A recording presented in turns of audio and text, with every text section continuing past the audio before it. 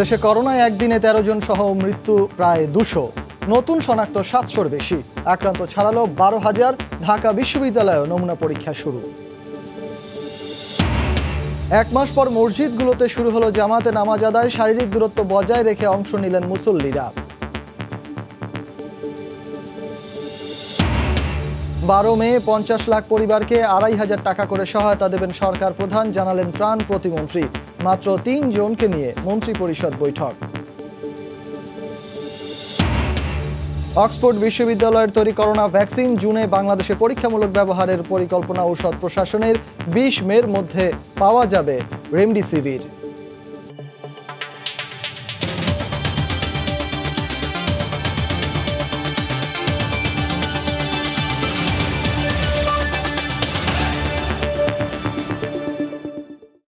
দেখছিলেন শিরোনাম, জনপদের সময়, সঙ্গে আছি আমি সজল মিত্র রিচার্ড।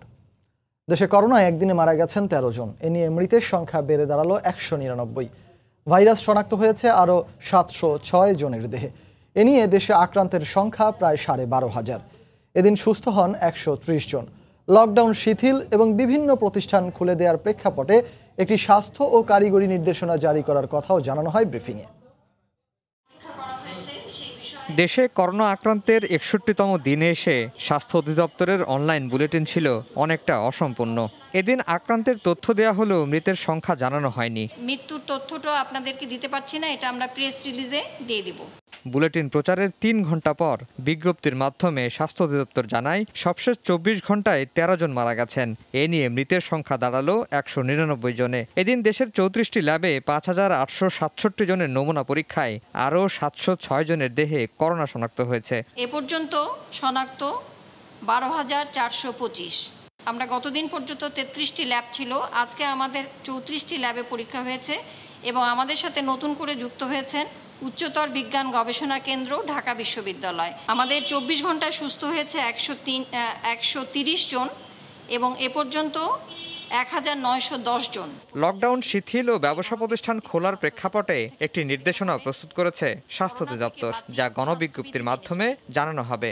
বাংলাদেশে কোভিড-19 প্রতিরোধ ও নিয়ন্ত্রণ এবং অর্থনৈতিক কর্মকাণ্ড ক্রমান্বয়ে চালু করার সুবিধার্থে বিভিন্ন প্রতিষ্ঠান, স্থাপনা ও পেশার জন্য একগুচ্ছ কারিগরি নির্দেশনা প্রস্তুত করা হয়েছে। একদিনে 107 জন আইসোলেশনে গেছেন বলেও জানানো হয় বুলেটিনে। এ নিয়ে বর্তমানে আইসোলেশনে আছেন 1,771 জন। করার জন্য সংশ্লিষ্ট আফজাল হোসেন, সময় সংবাদ, ঢাকা। মনে রাখবেন, করোনার সবশেষ পরিস্থিতি নিয়ে স্বাস্থ্য অধিদপ্তরের বুলেটিন বিশ্লেষণ করেছেন সহকর্মী মুজাহিদ শুভ। করোনা যুদ্ধের 61তম দিনে বাংলাদেশ বিশ্লেষণ করব স্বাস্থ্য অধিদপ্তরের বুলেটিনে পাওয়া তথ্যের সবশেষ পরিস্থিতি।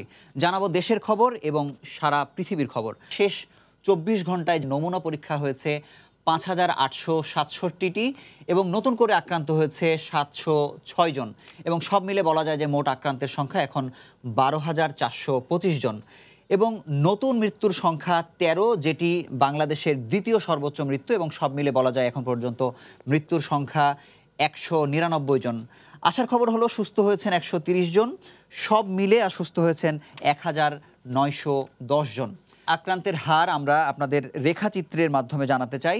পুরো মার্চ মাসে সংক্রমণের হার খুব ধীরে আসলে এগিয়েছে, কিন্তু এপ্রিল মাসের 12-13 তারিখের পর থেকে কিন্তু আস্তে আস্তে বাড়তে শুরু করে এবং এখন পর্যন্ত অব্যাহতভাবে বেড়েছে আক্রান্তের সংখ্যা। সবশেষ 7 দিনের তথ্য আপনাকে জানাতে চাই। 1 মে থেকে 7 মে পর্যন্ত আমরা দেখেছি 5 মে এবং 6 মেতে বেশ একটা ঊর্ধ্বগতি ছিল, কিন্তু 7 মেতে এসে আমরা দেখেছি যে কিছুটা কম। বিভাগ অনুযায়ী আক্রান্তের হার ঢাকায় 83.05% আক্রান্ত হয়েছে, চট্টগ্রাম বিভাগের 4.7% আক্রান্ত হয়েছে এবং এরপরে রয়েছে ময়মনসিংহ বিভাগ 3.78%, এরপরে রংপুর বিভাগ 2.27%, বরিশাল বিভাগে 1.25% এবং আমরা যদি সবশেষ জানি রাজশাহী বিভাগে 1.32%। দক্ষিণ এশিয়ার 8টি দেশের করোনা পরিস্থিতি আপনাদের জানাই। আমরা দেখব যে ভারত সর্বোচ্চ, যেখানে মারা গেছেন 1,785 জন, কিন্তু আমরা সব মিলে যদি শেষের 4টি দেশ শ্রীলঙ্কা, মালদ্বীপ, নেপাল, ভুটানের কথা বলি, সেখানে শেষ 24 ঘন্টায় আক্রান্তের সংখ্যা বাড়লেও কিন্তু মৃতের সংখ্যা কিন্তু একই পরিমাণ রয়েছে। এখন পর্যন্ত শিথিল হয়েছে কিছুটা লকডাউন, কিন্তু মানুষ যদি স্বাস্থ্যবিধি মেনে চলে এবং সব ধরনের নিয়মকানুন মেনে যদি চলে, তাহলে সংক্রমণের হার ঊর্ধ্বগতি না হয়ে বাংলাদেশ ঝুঁকিমুক্ত থাকবে। এক মাস পর মসজিদগুলোতে শারীরিক দূরত্ব মেনে শুরু হলো জামাতে নামাজ আদায়। এতে অংশ নিতে পেরে খুশি সাধারণ মুসল্লিরা। সরকারের দেয়া স্বাস্থ্য সুরক্ষা সহ 12টি শর্ত মেনে নামাজ আদায়ের আহ্বান জানিয়েছেন জাতীয় মসজিদ বাইতুল মোকাররমের ইমাম। একই সঙ্গে সুন্নত ও নফল বাসায় পড়ার আহ্বান জানান তিনি। এদিকে স্বাস্থ্য সুরক্ষা নিশ্চিতে মসজিদগুলোতে নেওয়া হয়েছে নানা ব্যবস্থা। অদৃশ্য জীবাণু করোনা বদলে দিয়েছে পৃথিবী, বদলে গেছে জীবন আচরণও। ছোঁয়াচে এই রোগের কারণে মসজিদে জামাতে নামাজ পড়ার ক্ষেত্রেও আসে বিধিনিষেধ। এতে নিয়মিত মসজিদে নামাজ আদায় করা মুসল্লিরা কিছুটা অস্বস্তিতে পড়েন। বাধ্য হয়ে ঘরে নামাজ পড়তে হয় তাদের। তবে দীর্ঘ 1 মাস পর মসজিদে জামাতে নামাজ আদায় করতে পেরে এক ধরনের প্রশান্তি বোধ করছেন মুসল্লিরা। আমাদের সহিত সবাই মিলে একসাথে নামাজ আদায় করছি। আমরা নামাজ পড়ছি মিনিমাম 5 ফিট ডিস্টেন্স রাখা। বিধিনিষেধ শিথিলের ক্ষেত্রে সরকারের বেঁধে দেয়া 12টি শর্তের মধ্যে ঘরে বা বাসায় সুন্নত ও নফল নামাজ আদায়ের কথা থাকলেও অনেকেই নানা অজুহাতে তা মানছেন না। আমরা যারা কর্মজীবী, এখন হঠাৎ করে তো আর আমরা সেই জানামাজটা নিয়ে আসতে পারি না। যেহেতু বাইরে আসছিলাম, এখানে আমার বাসা না, আমি চেষ্টা করব ফরজ পরে চলে যাওয়ার জন্য। প্রতি নামাজের আগে মসজিদ জীবাণুনাশক দিয়ে পরিষ্কার করা, মসজিদের বাইরে হাত ধোয়া ও মসজিদের ভেতরে এক কাতার বাদ দিয়ে নামাজ পড়ার বিধান মানার আহ্বান জানিয়েছেন জাতীয় মসজিদ বাইতুল মোকাররমের ইমাম। বাইরে থেকে হাত ধুয়ে যাতে ভিতরে প্রবেশ করেন এবং কীটনাশকের ব্যবহার, অর্থাৎ ভিতরে মেঝেতে সেগুলি বারবার প্রতি ওয়াক্তের নামাজের আগে এটা ধুয়ে পরিষ্কার করে তারপরে নামাজগুলি আদায় করা এবং ভিতরে দূরত্ব, সামাজিক দূরত্ব বজায় রেখে তারপরে কাতারগুলি করা। 23 এপ্রিল থেকে তারাবি নামাজের জন্য ও 6 এপ্রিল থেকে সব নামাজ মসজিদে জামাতে পড়া শিথিল করে ধর্ম মন্ত্রণালয়। এমআর আমিন, সময় সংবাদ, ঢাকা। আগামী জুন মাসে দেশে করোনা ভ্যাকসিনের ক্লিনিক্যাল ট্রায়াল শুরু হতে পারে বলে জানিয়েছেন ঔষধ প্রশাসন অধিদপ্তরের মহাপরিচালক মেজর জেনারেল মাহবুবুর রহমান। দুপুরে রাজধানীর মহাখালীতে ঔষধ প্রশাসন অধিদপ্তরে কয়েকটি ওষুধ কোম্পানির সঙ্গে বৈঠক শেষে তিনি কথা জানান। আগামী 20 মের মধ্যে করোনা রোগীদের চিকিৎসায় রেমডিসিভির ওষুধের ব্যবহার শুরু হওয়ার আশা প্রকাশ করেন তিনি। অদৃশ্য শত্রুর বিরুদ্ধে লড়ছে মানুষ, প্রতিরোধ গড়ে তোলার প্রচেষ্টাও চলছে জোরে সোরেই। বিশ্বব্যাপী 8টি দেশ করোনা প্রতিরোধের ভ্যাকসিন আবিষ্কারের চেষ্টা চালিয়ে যাচ্ছে। এর মধ্যে কয়েকটি দেশ কয়েক ধাপ এগিয়েছেও। বিশ্বব্যাপী ভ্যাকসিন আবিষ্কারের প্রচেষ্টা যখন চলছে, বাংলাদেশ তখন বিভিন্ন দেশের সঙ্গে যোগাযোগ শুরু করেছে। এরই মধ্যে যুক্তরাজ্যের অক্সফোর্ড বিশ্ববিদ্যালয় ও চীনের একটি ভ্যাকসিন প্রস্তুতকারী প্রতিষ্ঠানের সঙ্গে যোগাযোগ শুরু করে আলোচনা কিছুটা এগিয়েছে। ঔষধ প্রশাসন অধিদপ্তর আশাবাদী আগামী জুনেই বাংলাদেশে ভ্যাকসিনের ট্রায়াল শুরু করতে পারবে। দুটো ভ্যাকসিনেরই বোথ অক্সফোর্ড এবং আপনার চায়নার দুটো ভ্যাকসিনেরই ক্লিনিক্যাল ট্রায়াল আমাদের দেশে করার জন্য আসলে কথাবার্তা চলছে আইসিডিডিআর সঙ্গে। তো এই ক্লিনিক্যাল ট্রায়ালটা আশা করি আমাদের দেশে হবে। এটির প্রয়োজনও আছে। ধরেন ইউরোপিয়ান অথবা আমেরিকান মানুষের মধ্যে যে ভ্যাকসিনটা কাজ করবে, আমাদের এশিয়ান পপুলেশনের মধ্যে ঠিক ওইভাবে নাও করতে পারে। করোনা প্রতিরোধে রেমডিসিভির প্রয়োগে ভালো ফল পাওয়ার কথা জানাচ্ছে বিভিন্ন দেশ। বাংলাদেশ এরই মধ্যে 8টি ঔষধ প্রস্তুতকারী প্রতিষ্ঠানকে এই ঔষধ উৎপাদনের অনুমতি দিয়েছে। রেমডিসিভির আসলে কিন্তু এটি ইবোলা রোগের জন্য তৈরি হয়েছিল, ইবোলা ভাইরাসের এগেনস্টে, বাট এটার পুরনো মেডিসিন। তো আমরা প্রায় 2 মাস আগের থেকেই আমাদের বিভিন্ন সায়েন্টিফিক জার্নাল অথবা আমাদের ম্যানুফ্যাকচারার তাদের সঙ্গে আলোচনায় আমরা ধারণা করেছি যে এই রেমডেসিভির মেডিসিনটা কাজে লাগতে পারে। সেজন্য তখন থেকে আমাদের প্রিপারেশন ছিল এবং আমরা 6টি না, আমাদের 8টি ম্যানুফ্যাকচারার, আমাদের 8টি ফার্মাসিউটিক্যালস ম্যানুফ্যাকচারদের আমরা অনুমোদন দিয়েছি। ভ্যাকসিন উৎপাদনের সক্ষমতা রয়েছে এমন 2টি প্রতিষ্ঠান বাংলাদেশে রয়েছে বলেও জানায় ঔষধ প্রশাসন অধিদপ্তর। তরিকুল ইসলাম সৌরভ, সময় সংবাদ, ঢাকা। জনপদের সময় আরও থাকছে। শনিবার থেকে প্রতি কেজি 25 টাকা দরে বিক্রি হবে টিসিবির পেঁয়াজ, বললেন বাণিজ্য মন্ত্রী। দেশে মজুদ আছে অন্তত 4 মাসের খাবার, আশঙ্কা নেই সংকটের।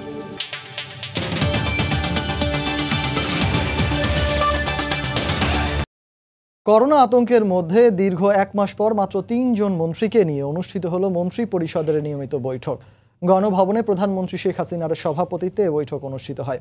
এতে ভিডিও কনফারেন্স ও ডিজিটাল প্ল্যাটফর্ম ব্যবহার করে বিচার কার্যক্রম পরিচালনায় নতুন করে প্রণীত অধ্যাদেশের চূড়ান্ত অনুমোদন দেয়া হয়। করোনা মহামারীতে দীর্ঘ 2 মাসের অচলাবস্থা দেশের সর্বত্রই। সংক্রমণ আতঙ্কে সরকারি বেসরকারি বিভিন্ন প্রতিষ্ঠানের মতো এখন আদালতের আঙিনাও ফাঁকাই পড়ে আছে। সেবাবঞ্চিত থাকছেন অগণিত বিচারপ্রার্থী।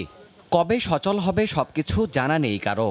তাই বিশেষ এই পরিস্থিতিতে ভিডিও কনফারেন্সে আদালত পরিচালনায় এবার নতুন অধ্যাদেশ তৈরি করেছে সরকার। বৃহস্পতিবার সকালে গণভবনে অনুষ্ঠিত মন্ত্রিসভার নিয়মিত বৈঠকে এই অধ্যাদেশে চূড়ান্ত অনুমোদন দেয়া হয়। সীমিত পরিসরে আয়োজিত সর্বোচ্চ নীতি নির্ধারণী ফোরামের এই বৈঠকে প্রধানমন্ত্রী শেখ হাসিনার সভাপতিত্বে উপস্থিত ছিলেন শুধুমাত্র স্বরাষ্ট্র, আইন ও অর্থমন্ত্রী। পরে সচিবালয়ে বৈঠকের খুঁটিনাটি বিষয়ে ব্রিফ করেন মন্ত্রিপরিষদ সচিব। তিনি জানান, সংসদ বন্ধ থাকায় শিগগিরই রাষ্ট্রপতির অনুমোদনে জারি হবে ডিজিটাল পদ্ধতিতে বিচার চালানোর নতুন অধ্যাদেশটি। আদালত কর্তৃক তথ্য প্রযুক্তি ব্যবহার অধ্যাদেশ 2020 শীর্ষক একটি অধ্যাদেশ এখানে উপস্থাপন করা হয়েছে। এটা যদি কার্যকর হয় তাহলে জেলখানাতে আসামিকে রেখে, আইনজীবীকে তার বাসায় রেখে, সাক্ষীকে অন্য জায়গায় রেখে ভিডিও কনফারেন্সিং বা অন্যান্য ডিজিটাল পদ্ধতি অ্যাপ্লাই করে বিচার কার্যকর সম্ভব হবে। এছাড়া করোনার কারণে আয়কর ও শুল্ক আদায় পরিস্থিতি সন্তোষজনক না হওয়ায় বিধি সংশোধন করে মূল্য সংযোজন কর ও সম্পূরক শুল্ক সংশোধন আইন এবং আয়কর অধ্যাদেশ 2020-এর খসড়ায় চূড়ান্ত অনুমোদন দেয়া হয় বৈঠকে। দেবাশিস রায়, সময় সংবাদ, ঢাকা। ঘরে ঘরে খাদ্য পৌঁছাতে না পারার কারণেই পুরোপুরি ভেঙে পড়ছে লকডাউন। ফলে দিন দিন বেড়েই চলছে করোনায় আক্রান্তের সংখ্যা, এমনটাই মত স্বাস্থ্য বিশেষজ্ঞদের। তবে এর সঙ্গে দ্বিমত পোষণ করে দুর্যোগ ব্যবস্থাপনা ও ত্রাণ মন্ত্রণালয় বলছে, গত 2 মাসে প্রায় 1.25 কোটি পরিবারকে ত্রাণের আওতায় আনা হয়েছে। পাশাপাশি প্রথমবারের মতো আগামী 12ই মে 50 লাখ পরিবারকে নগদ 2,500 টাকা করে সহায়তা করা হবে। মাহমুদ রাকিবের রিপোর্ট। করোনা সংক্রমণ রোধে মার্চের 25 তারিখ থেকে দেশে শুরু হয় সাধারণ ছুটি। এর পরপরই একে একে লকডাউন ঘোষণা হতে থাকে দেশের বিভিন্ন জেলা। প্রবেশ ও বের হওয়া বন্ধ ঘোষণা করা হয় রাজধানী থেকেও। দিন দিন করোনার প্রকোপ বাড়ায় সাধারণ ছুটি বাড়ানোর পাশাপাশি প্রায় 1.5 মাস ধরে অঘোষিত লকডাউনে পুরো দেশ। তবে সম্প্রতি খাতা কলমে ছুটি কিংবা লকডাউন থাকলেও বাস্তবতা অনেকটাই ভিন্ন।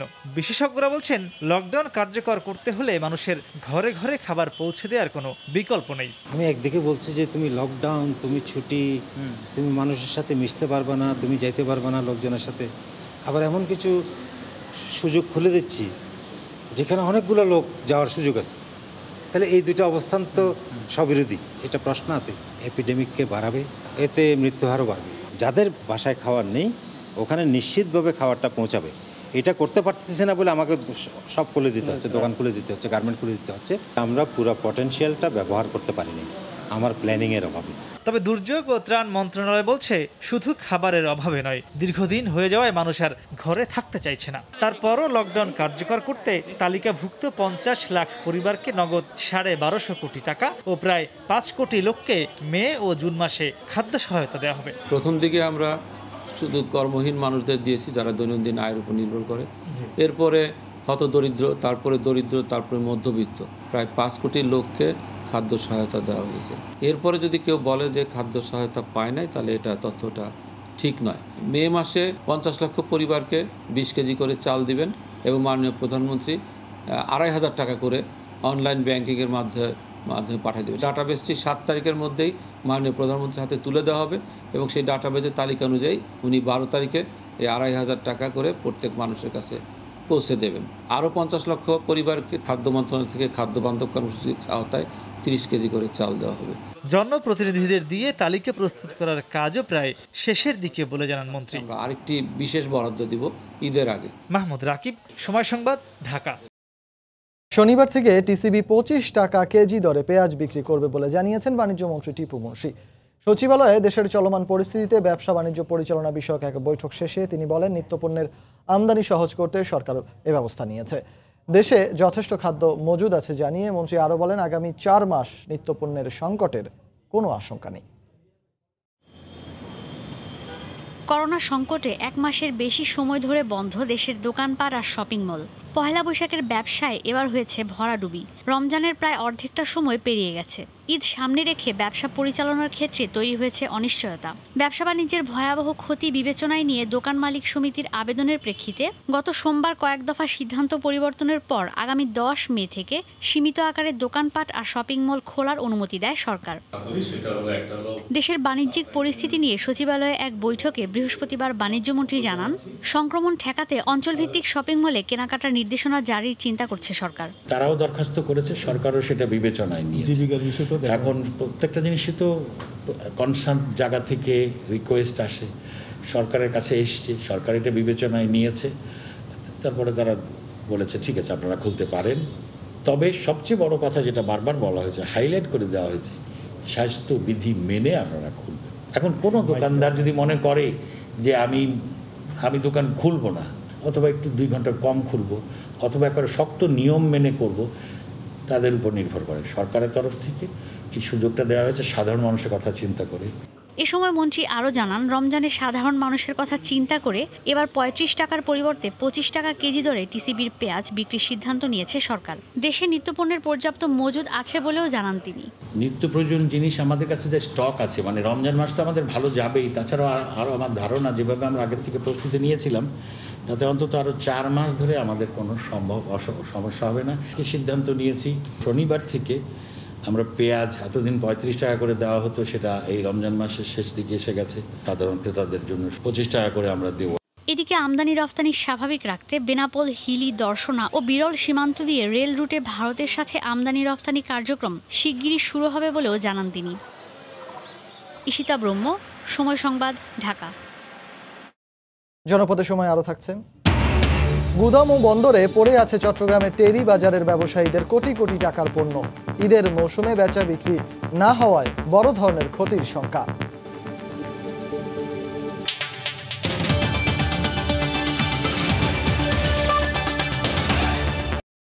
করোনার প্রভাবে বন্ধ সবকিছু, কমেছে অপরাধ প্রবণতাও। তবে বর্তমান সময়ের বাস্তবতায় দারিদ্র্যের কারণে অনেকে অপরাধে জড়াতে পারে এমন আশঙ্কা করছেন অপরাধ বিশ্লেষকরা। এমন আশঙ্কা উড়িয়ে দিচ্ছে না আইন শৃঙ্খলা রক্ষাকারী বাহিনীও। তবে যে কোনো ধরনের অপরাধ ঠেকাতে তৎপরতা অব্যাহত আছে বলে জানান তারা। মিজানুর রহমানের ক্যামেরায় শাহরিয়ার জামান দ্বীপের রিপোর্ট। করোনার কারণে সাধারণ ছুটিতে ফাঁকা রাজধানী, রাস্তায় নেই তেমন যানবাহন, বন্ধ রয়েছে দোকান, মার্কেট সহ সব ব্যবসা প্রতিষ্ঠান।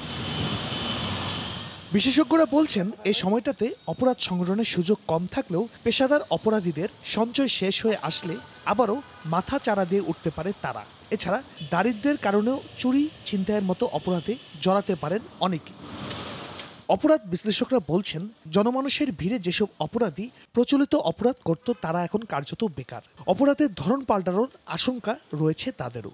এই অপরাধীদের যখন সঞ্চয় শেষ হয়ে যাবে, তাদের নিত্য প্রয়োজনগুলো মেটাতে পারবে না, তখন কিন্তু তারা বিভিন্ন ধরনের অপরাধগুলো কর্মকাণ্ডের সাথে সম্পৃক্ত হবে। চুরি, ছিনতাই, এই ব্যাপারগুলো, অথবা কারো কোনো একটি দ্রব্য অথবা মালামাল ছিনতাই করে নেওয়া অথবা ছিনিয়ে নেওয়া, এই ধরনের ব্যাপারগুলো হবে। আইন শৃঙ্খলা রক্ষা বাহিনী বলছে, ফাঁকা ঢাকার আনাচে কানাচে চোখ রাখছেন তারা। নিয়মিত টহলের পাশাপাশি বাড়ানো হয়েছে সিসি ক্যামেরার পর্যবেক্ষণ ও মোবাইল টহল। আমাদের চেকপোস্টের সংখ্যা আগের থেকে এখন অনেক বাড়ানো হয়েছে। আর আমাদের যে মোবাইল পেট্রোলগুলো, আগে হয়তো বা একটা মোবাইল পেট্রোল খুব একটা বেশি এলাকা কাভার করতে পারতো না ট্রাফিকের কারণে, তো এখন তো রাস্তাঘাট খালি, তো আমাদের মোবাইলগুলো প্রচুর মুভমেন্ট করতে পারতেছে।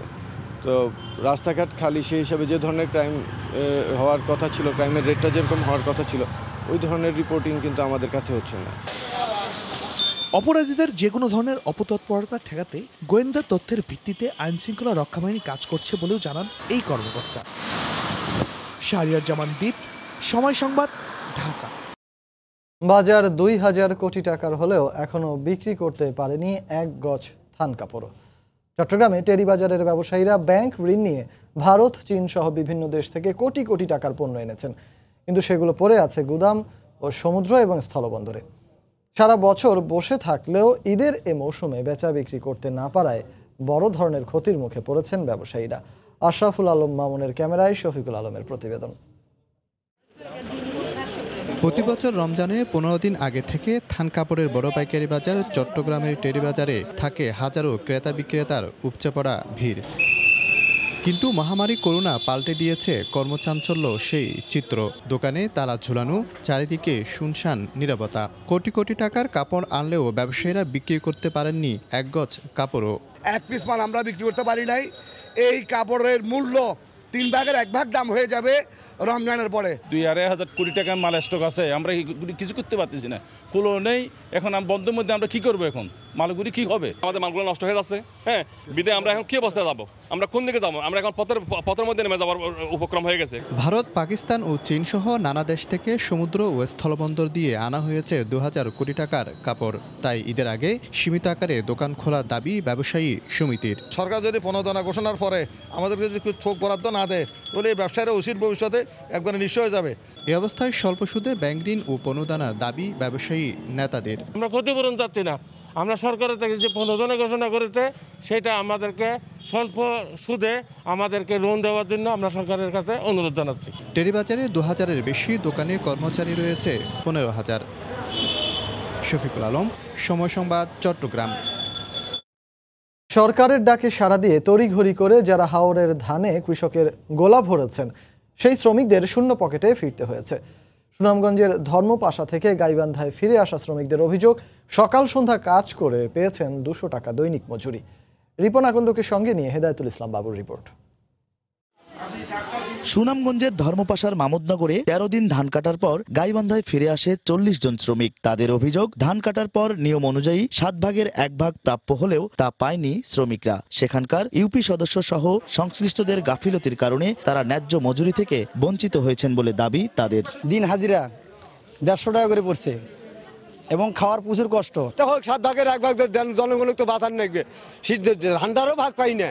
বড় মৌসুমে ধান কাটার কাজ করে উপার্জিত অর্থ সঞ্চয় করে বছরের অনেকটা সময় যারা সংসারের খরচ বহন করে তাদের ন্যায্য মজুরি নিশ্চিত করার দাবি কৃষক নেতাদের। সরকারের দায়িত্ব দ্রুত গতিতে এই মানুষদেরকে তাদের যে ন্যায্য পাওনা, সেই ন্যায্য পাওনা যেহেতু এখানকার মালিক পরিশোধ করেনি এবং রাষ্ট্র যেহেতু দায়িত্ব নিয়ে এদেরকে পাঠিয়েছে, রাষ্ট্র জেলা প্রশাসন মিলে এদের ন্যায্য মজুরি পরিশোধ করবে।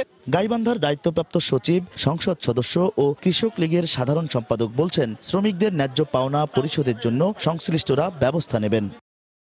মালিক হিসাবে যারা এই ধানগুলো কেটে নিয়েছে তারা তাদের যেন নির্দিষ্ট মূল্যটা দেয়, এটা আদায় করে নিতে হবে। কৃষককে কখনো কোনোভাবে ঠকানো যাবে না। তাদের কোনো অসুবিধা হলে তো তাৎক্ষণিক জানানোর কথা ওদের লোকাল অ্যাডমিনিস্ট্রেশনকে। ঠিক আছে, আমি ডিসি কে বলে দিচ্ছি, সে খোঁজ খবর নিয়ে দেখবে কারা ফিরেছে, তাদের কি কমপ্লেন।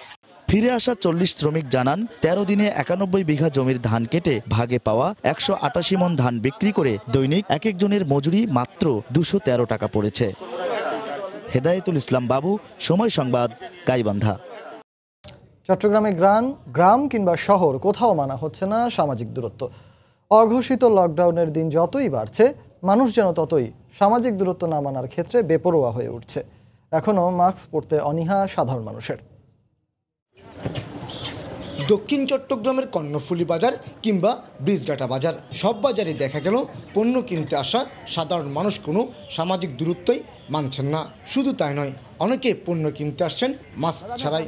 অথচ করোনা ভাইরাসের সংক্রমণ ঠেকাতে মাস্কের কোনো বিকল্প নেই। আর বাজার কেন্দ্রিক মোটর চালিত রিক্সাগুলোতে যাত্রী পরিবহন করা হচ্ছে 2 থেকে 4 জন। সেনাবাহিনীর টহল টিম দেখে অনেকে আবার পকেটে থাকা মাস্ক পরছে। প্রতিটা বাজারে কমসে কম 10 জনের কম নয় যে আমরা ধরেছি মাস্ক পরছে না, এবং বিভিন্ন অজুহাত আছে। সো আমি মোটিভেট করার চেষ্টা করেছি যে মাস্ক কেন পরতে হবে এবং সচেতন করার চেষ্টা করেছি। অঘোষিত লকডাউনের দিন বাড়তে থাকায় নগরীর মানুষজনও আর আগের মতো সরকারের বিধিনিষেধ মানছেন না। গ্রাম কিংবা শহর, সামাজিক দূরত্ব না মানার ক্ষেত্রে সাধারণ মানুষের চিত্র একই।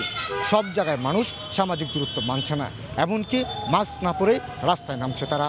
দিনভর ইচ্ছা মতো চলাচল করলেও শুধুমাত্র সেনাবাহিনীর টহল টিম দেখলেই তারা সচেতন হচ্ছেন। টহলে থাকা সেনাবাহিনীর টিম লিডারও স্বীকার করলেন এই অভিযোগ। পূর্বে যে আমরা যে সচেতনতাগুলো দেখেছিলাম যে তারা মাস্ক পরে বেরোচ্ছে, সামাজিক দূরত্বটা নিশ্চিত করছে, বাট এখন এটা অনেক ক্ষেত্রে ব্যাহত হচ্ছে। মানুষজন মাস্ক ছাড়া বের হচ্ছে এবং দেখা যাচ্ছে যে তার যে সামাজিক দূরত্বটার কথা আমরা বলছিলাম সেটা অনেক ক্ষেত্রেই মানুষজনের বেশি বের হওয়ার ক্ষেত্রে এটা মেনটেন হচ্ছে না। গত ৩রা এপ্রিল চট্টগ্রামে প্রথম করোনা ভাইরাস রোগী শনাক্ত হওয়ার পর এখন পর্যন্ত আক্রান্ত হয়েছেন ১৪০ জন। এর মধ্যে মারা গেছেন ১২ জন এবং সুস্থ হয়ে বাসায় ফিরে গেছেন ৪০ জন। কমল দে, সময় সংবাদ, চট্টগ্রাম। খুলনায় উদ্বোধন করা হলো সেনাবাহিনীর জীবাণুনাশক দুটি টানেল। এই টানেলের একটিতে মানুষ এবং অন্যটি দিয়ে প্রবেশ করছে যানবাহন। সকালে নগরীর শেরে বাংলা রোডে টানেল দুটির উদ্বোধন করা হয়। এরপর একে একে প্রবেশ করে ব্যক্তিগত গাড়ি ও রিকশা সহ 3 চাকার যানবাহন। এ সময় মেডিসিন স্প্রের মাধ্যমে করা হয় জীবাণুমুক্ত। একইভাবে পথচারীদের জন্য রয়েছে আলাদা টানেল। প্রতিটি টানেলে স্প্রে করার জন্য বসানো হয়েছে ১৫০০ লিটারের দুটি পানির ট্যাঙ্ক। ব্যতিক্রমী এই টানেল উদ্বোধন করেন খুলনা সিটি কর্পোরেশনের মেয়র তালুকদার আব্দুল খালেক। এ সময় জেলা প্রশাসক হেলাল হোসেন ও সেনা কর্মকর্তা লেফটেন্যান্ট কর্নেল মির্জা সহ অনেকে উপস্থিত ছিলেন।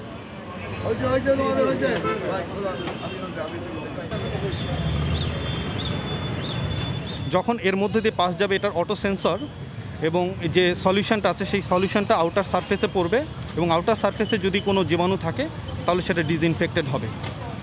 এই হিসেবেই আমরা এটা তৈরি করেছি আর কি। গোপালগঞ্জে প্রতিবন্ধী কৃষকের ধান কেটে দিলেন আওয়ামী লীগের নেতাকর্মীরা। সকালে টুঙ্গিপাড়া উপজেলার প্রতিবন্ধী কৃষক নওয়াব আলীর 1 একর জমির ধান কেটে দেন তারা।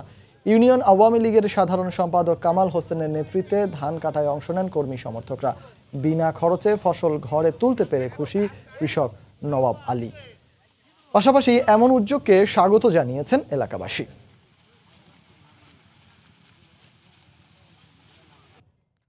করোনায় আক্রান্তদের চিকিৎসার জন্য চট্টগ্রামের হলি ক্রিসেন্ট হাসপাতালকে সরকারি ব্যবস্থাপনায় পরিচালনা করা হবে বলে জানিয়েছেন তথ্যমন্ত্রী ডক্টর হাসান মাহমুদ। দুপুরে নগরীর সার্কিট হাউসে সমন্বয় সভায় তিনি একথা জানান। হলি ক্রিসেন্ট হাসপাতালকে করোনা রোগীদের জন্য একটি ডেডিকেটেড হাসপাতাল হিসেবে আবার চালু করার জন্য আজকে এই বৈঠকে সিদ্ধান্ত হয়েছে হলি ক্রিসেন্ট হাসপাতালে 20টি আইসিইউ ইউনিট এবং 60টি আইসোলেশন বেড, সেই বেড আমরা 80টিতে উন্নতি করতে বলেছি, অর্থাৎ টোটাল 100 উন্নীত করে এটি সরকারি ব্যবস্থাপনায় চালু করার সিদ্ধান্ত আমরা এই বৈঠকে নিয়েছি। এই বৈঠকের সিদ্ধান্ত আমরা স্বাস্থ্য মন্ত্রণালয়কে জানিয়ে দেব। যশোরে করোনা পরীক্ষার জন্য সংগৃহীত নমুনা সঠিকভাবে পৌঁছাচ্ছে না ল্যাবে, ফলে সঠিক ফলাফলও আসছে না বলে মনে করছেন বিশেষজ্ঞরা। সিভিল সার্জনের দাবি, ঢাকা ও নারায়ণগঞ্জ ফেরতদের কারণে জেলায় রোগীর সংখ্যা বাড়ছে। তবে জেলা প্রশাসন বলছে আক্রান্তের হার কমাতে সব ধরনের তৎপরতা অব্যাহত আছে। যশোর থেকে জুয়েল মৃধার তথ্য ও আবুল কালাম আজাদের ছবিতে প্রতিবেদন। বাংলাদেশে ৮ মার্চ প্রথম করোনা রোগী শনাক্তের পর পর্যায়ক্রমে সংখ্যা বাড়তে থাকায় সরকার বিভিন্ন জেলায় করোনা ভাইরাসের পরীক্ষাগার স্থাপন করে। যশোর জেলা থেকে প্রথমে ঢাকায় আইইডিসিআরে এবং পরবর্তীতে খুলনা মেডিকেল কলেজে নমুনা পাঠানো হয়। এরপর 17 এপ্রিল থেকে যশোর বিজ্ঞান ও প্রযুক্তি বিশ্ববিদ্যালয়ের ল্যাবে শুরু হয় করোনা শনাক্তের পরীক্ষা। দেশের বিশিষ্ট অণুজীব বিজ্ঞানী ও বিশ্ববিদ্যালয়ের ভিসির মতে শুরু থেকেই সঠিক পদ্ধতি অনুসরণ করে নমুনা পাঠানো হয়নি, ফলে ভুল রিপোর্ট হওয়ার আশঙ্কা আছে। বায়োসেফটি নিয়ম কানুন মেনে সেভাবে যদি আমাদের কাছে পাঠায় তাহলে অবশ্যই আমার মনে হয় যে এর পরিমাণটা আরও বাড়বে, কারণ আমাদের কাছে এখানে এসে কিন্তু অনেক নমুনা রিজেক্ট হয়ে যায় সঠিকভাবে না পাঠানোর জন্য। সিভিল সার্জনের দাবি, ঢাকা, নারায়ণগঞ্জ ও গাজীপুর থেকে ফিরে আসা মানুষের কারণে হু হু করে বাড়ছে রোগীর সংখ্যা।